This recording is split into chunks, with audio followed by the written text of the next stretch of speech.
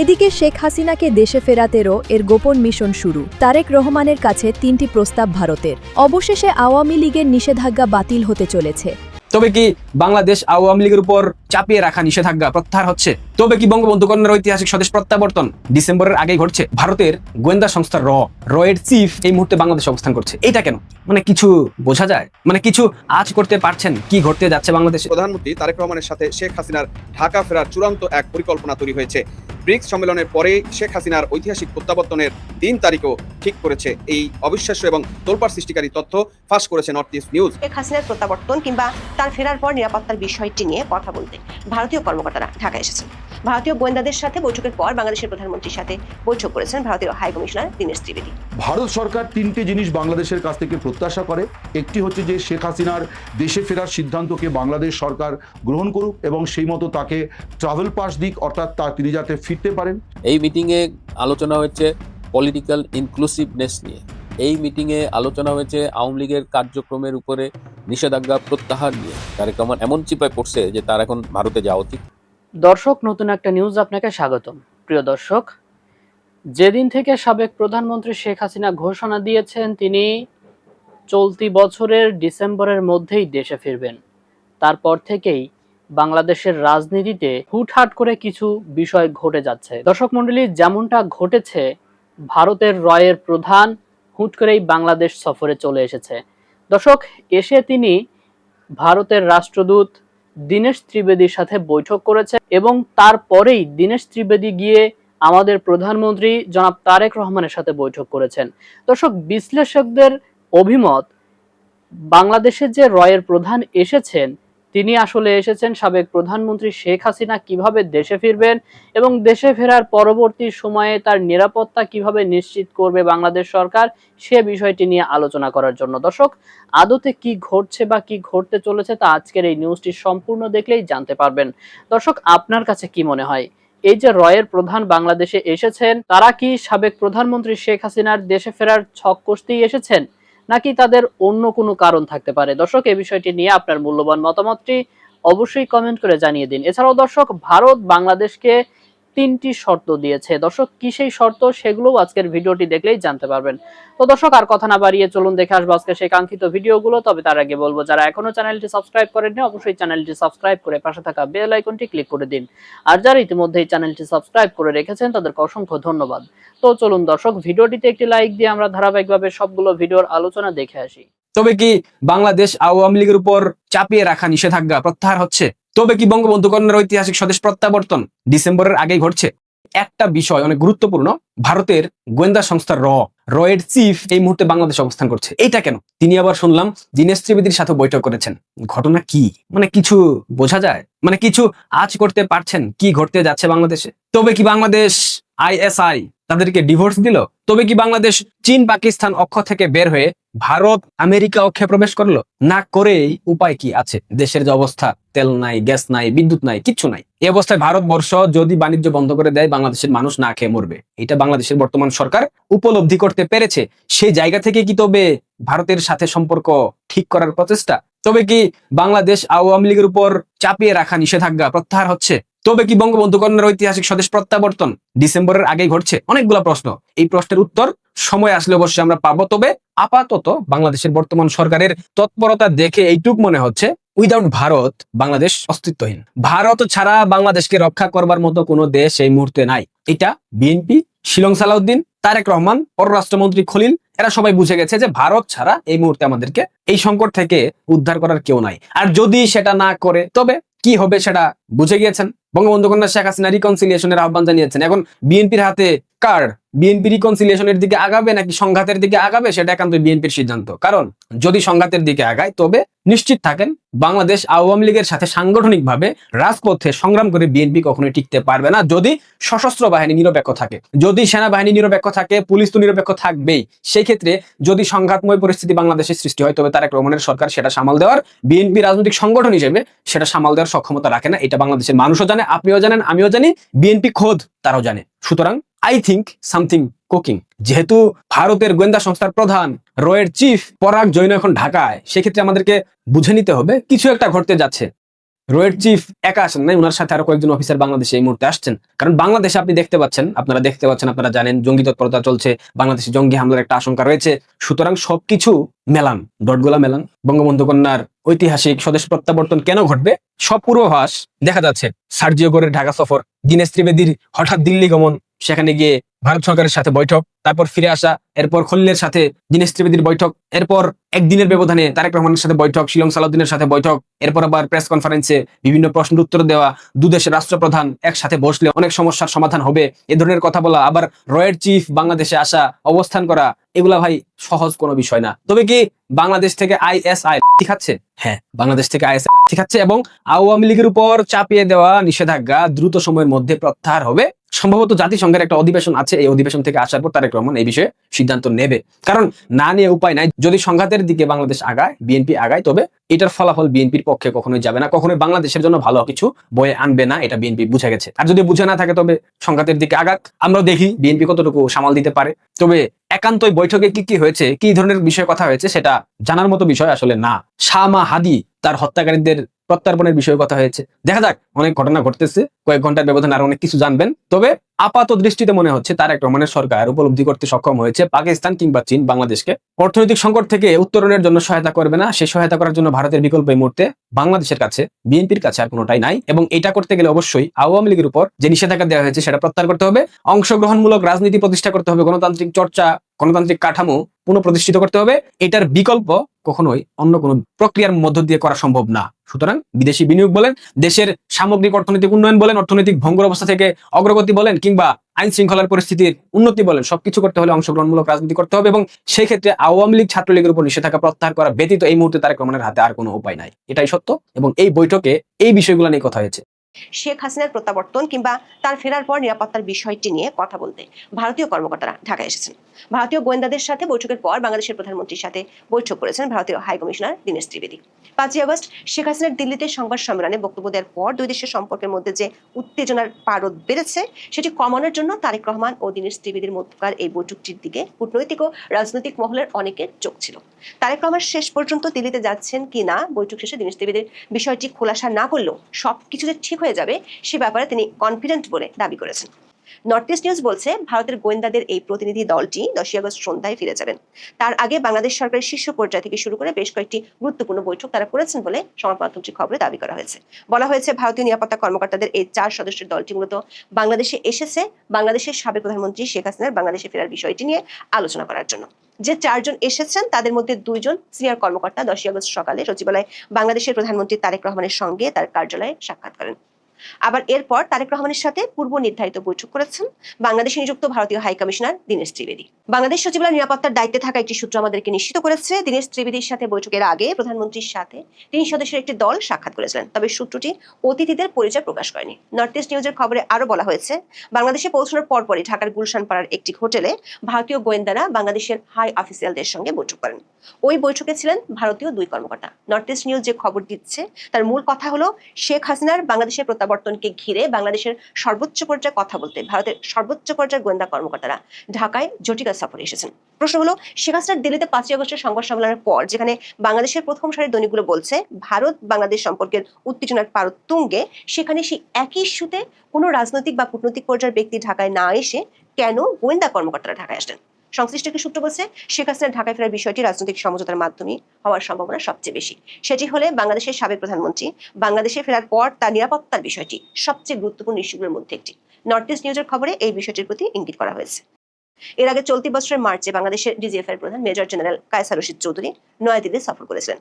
এই সফরটি 2 দেশের মধ্যে রাজনৈতিক পট পরিবর্তনের পর নিরাপত্তা সহযোগিতা পুনরুজ্জীবিত করার একটি গুরুত্বপূর্ণ পদক্ষেপ হিসেবে বিবেচিত হয়। তখন ভারতের সামরিক গোয়েন্দা প্রধান লেফটেন্যান্ট জেনারেল আর.এস. রমনের সঙ্গে দীর্ঘ বৈঠক করেছিলেন মেজর জেনারেল কায়সার রশিদ চৌধুরী। সংশ্লিষ্ট মহলগুলো বলছে বাংলাদেশের সাবেক প্রধানমন্ত্রী শেখ হাসিনা গত 10 জুলাই থেকে যতগুলো সাক্ষাৎকার দিয়েছেন সবগুলোতে বলেছেন তিনি বাংলাদেশে ফিরে কোর্টে গিয়ে আত্মসমর্পণ করতে চান এবং আইনি লড়াই লড়তে চান। এমনকি তাকে মেরে ফেলা হতে পারে কিংবা গ্রেপ্তার করা হতে পারে এমন আশঙ্কা সত্ত্বেও তিনি দেশে ফেরার কথা বলেছেন। সেক্ষেত্রে দেশে ফেরার পর তার নিরাপত্তা ব্যবস্থা কেমন হবে তার আগে সবচেয়ে গুরুত্বপূর্ণ 2টি বিষয় শুরু হতে হবে। একটি হলো শেখ হাসিনা কিভাবে বা কোন স্ট্যাটাসে ফিরবেন, মানে তার কি প্রত্যার্পণ হবে নাকি তিনি প্রত্যাবর্তন করবেন। আর 2 নম্বর হলো বাংলাদেশের প্রধানমন্ত্রী তারেক রহমান ভারতের প্রধানমন্ত্রী নরেন্দ্র মোদীর আমন্ত্রণে ব্রিক্সের সম্মেলনে যোগ দিতে সেপ্টেম্বরে দিল্লি যাচ্ছেন কিনা। এই দুই রহস্যের জট খুলছে কিনা তার জন্য ঢাকায় সংশ্লিষ্টদের চোখ ছিল বাংলাদেশের প্রধানমন্ত্রী তারেক রহমান ও ভারতের হাইকমিশনার দীনেশ ত্রিবেদীর সাথে বৈঠকের দিকে। সোমবার সকালে সেই বৈঠকটি হয়েছে। বৈঠক থেকে বেরিয়ে ভারতীয় হাইকমিশনার সাংবাদিকদের বলেছেন, খুব ভালো আলোচনা হয়েছে, তার কাছে সবই ইতিবাচক মনে হয়েছে। যদিও তারেক রহমান 12 সেপ্টেম্বর শুরু হতে যাওয়া ব্রিক্স শীর্ষ সম্মেলনে যোগ দিতে যাচ্ছেন কিনা তার সরাসরি কোনো উত্তর দেননি ভারতের সাবেক মন্ত্রী দীনেশ ত্রিবেদী। বলেছেন, prime minister of India looking forward এবং ইতিবাচক হিসেবে দেখছেন।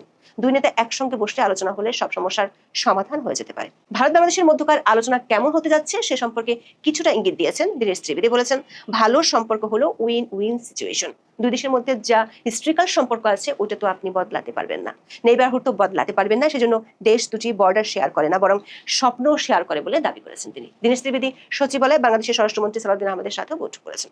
ভারতীয় হাইকমিশনার নিজে খুব কনফিডেন্ট বা আত্মবিশ্বাসী বলে দাবি করে বলেছেন, তার মনে হচ্ছে আগামী দিন ভালোই হবে।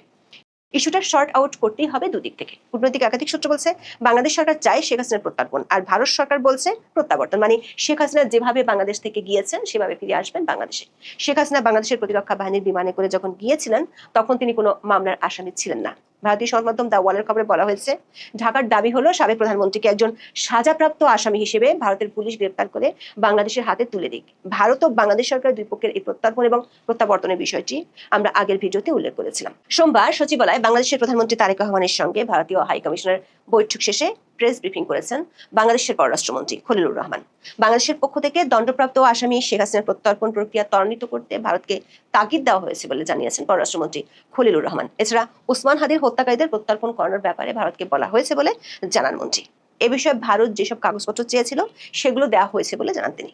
ভারতীয় সংবাদ মাধ্যম দ্য ওয়াল লিখেছে, শেখ হাসিনা ভারতের কাছে একজন অতিথি, তিনি পলাতক ব্যক্তি হিসেবে ভারতে যাননি। বাংলাদেশ বিমান বাহিনীর বিমান তাকে দিল্লি পৌঁছে দিয়ে গিয়েছে।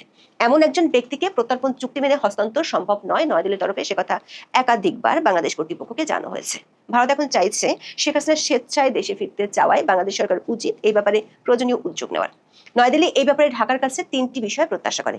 1, শেখ হাসিনাকে দেশে ফেরার জন্য প্রয়োজনীয় ট্রাভেল পাস ইস্যু করুক ঢাকা। 2, শেখ হাসিনার নিরাপদে স্বদেশ প্রত্যাবর্তন নিশ্চিত করা। 3, ফেরার পর শেখ হাসিনা যেন আদালতে ন্যায় বিচার পান তার নিশ্চয়তা দেওয়া। নর্থ ইস্ট নিউজ এবং দ্য ওয়াল দুটি সংবাদ মাধ্যমের খবরে বলা হয়েছে, বাংলাদেশে যে ভারতীয় হাই প্রোফাইল গোয়েন্দা কর্মকর্তারা এসেছেন তারা দিল্লিতে ফিরে গিয়ে রাজনৈতিক নেতৃত্বকে গোটা বিষয়টি সম্পর্কে অবহিত করবেন।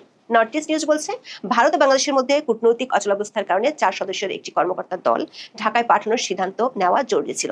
সংবাদ মাধ্যমটি খবরের একেবারে শেষ দিকে আরো একটি চমকপ্রদ তথ্য দিয়েছে। সেটি হলো, শেষ পর্যন্ত তারেক রহমান ব্রিক্সের সম্মেলনে যোগ দিতে পারেন এবং সেখান থেকে ফেরার পর শেখ হাসিনার ফেরার দিনক্ষণ আরো এগিয়ে আসতে পারে। তবে নর্থ ইস্ট নিউজের শেষ দিকের এই তথ্যটি আমরা নিজস্ব সূত্রে স্বাধীনভাবে যাচাই করতে পারিনি। তা সত্ত্বেও কূটনৈতিক একটি সূত্র নিশ্চিত করেছে, দীনেশ ত্রিবেদীর সাথে তারেক রহমানের বৈঠকে 4টি বিষয় নিয়ে আলোচনা হয়েছে। তার মধ্যে একটি বিষয় রাজনৈতিক, একটি পানি বন্টন সংক্রান্ত এবং আরেকটি বাণিজ্য ও জ্বালানি সংক্রান্ত।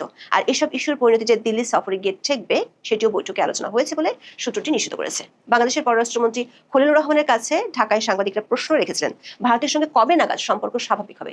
ভারত বাংলাদেশের প্রধানমন্ত্রীকে 2 দফা দাওয়াত দিয়েছেন, 1 দফা বিমস্টেকে আর 1 দফা দ্বিপক্ষীয়। আপনারা কি এই দাওয়াতের কোনোটা গ্রহণ করবেন? জবাবে পররাষ্ট্রমন্ত্রী খলিলুর রহমান বলেন, প্রথম কথা হচ্ছে তিনি গণক নন, সুতরাং বলতে পারবেন না কবে নাগাদ সম্পর্ক স্বাভাবিক হবে। যার অর্থ হলো পররাষ্ট্রমন্ত্রী পরোক্ষভাবে হলেও স্বীকার করে নিলেন ভারতের সাথে বাংলাদেশের সম্পর্ক ঠিকঠাক নেই। পররাষ্ট্রমন্ত্রী আরো বলেছেন, 2 নম্বর বিষয় হলো প্রধানমন্ত্রীকে বিমস্টেকে দাওয়াত দেওয়া হয়নি, দাওয়াত দেওয়া হয়েছে চেয়ারপারসন অব বিমস্টেককে। এর আগে ভারতীয় প্রধানমন্ত্রী নরেন্দ্র মোদী বাংলাদেশের প্রধানমন্ত্রীকে একটি চিঠি লিখেছিলেন যা সরকার গঠনের দিন হস্তান্তর করা হয়েছিল। সেখানে তিনি আমন্ত্রণ জানিয়েছেন। সাংবাদিকরা আবার প্রশ্ন করেন, সোমবারের বৈঠকে ভারত সফরের বিষয়ে আলোচনা বা সিদ্ধান্ত হয়েছে কিনা। জবাবে পররাষ্ট্রমন্ত্রী বলেন, না, তার এখনো এ বিষয়ে কোনো নীতিগত সিদ্ধান্ত নেননি। সবশেষ 2 দেশের সম্পর্ক এগিয়ে নিয়ে যাওয়ার জন্য যে পরিবেশ প্রয়োজন সেই পরিবেশ সৃষ্টির ব্যাপারে গুরুত্বারোপ করা হয়েছে বলে জানান পররাষ্ট্রমন্ত্রী। যার অর্থ হলো বাংলাদেশের তারেক রহমানের বিদেশ সফরের সম্ভাবনা পুরোপুরি খারিজ করে দেননি বাংলাদেশের পররাষ্ট্রমন্ত্রী। বাংলাদেশের রাজনীতিতে এই মুহূর্তে অনেক বড় খবর হচ্ছে, ভারতীয় গোয়েন্দা সংস্থা রয়ের প্রধান পরাগ জৈন তিনি ঢাকায় অবস্থান করছেন। কী কারণে তিনি এসেছেন বলা হচ্ছে সরকারি সফরে এসেছেন, কিন্তু কোনো দেশের সরকারের পক্ষ থেকেই এই ব্যাপারে আনুষ্ঠানিক কোনো বিবৃতি দেওয়া হয়নি। পরাগ জৈন বাংলাদেশে অন্তত 3 দিনের সফরে এসেছেন রোববার, সেই খবর আমরা জানি। সেই ক্ষেত্রে হয়তোবা আজকেই তার শেষ দিন সফরের, কিন্তু গত রাতে একটা বড় খবর এসেছে গণমাধ্যমে এবং সেখান থেকে জানা যাচ্ছে পরাগ জৈন বাংলাদেশের প্রধানমন্ত্রী নিরাপত্তা উপদেষ্টার সঙ্গে রুদ্ধদ্বার বৈঠক করেছেন। কি হচ্ছে পেছনে? পর্দার আড়ালে রাজনীতি কি নানাভাবে প্রভাবিত হচ্ছে? চলুন একটু বুঝে ওঠার চেষ্টা করি এই বৈঠকে কি হলো, কি আলোচনা হলো। ডেইলি স্টারের এই শিরোনামটা দেখে নিন। সেখানে বলা হচ্ছে ঢাকায় প্রধানমন্ত্রীর প্রতিরক্ষা উপদেষ্টার সঙ্গে প্রধানের বৈঠক। কি হলো সেখানে?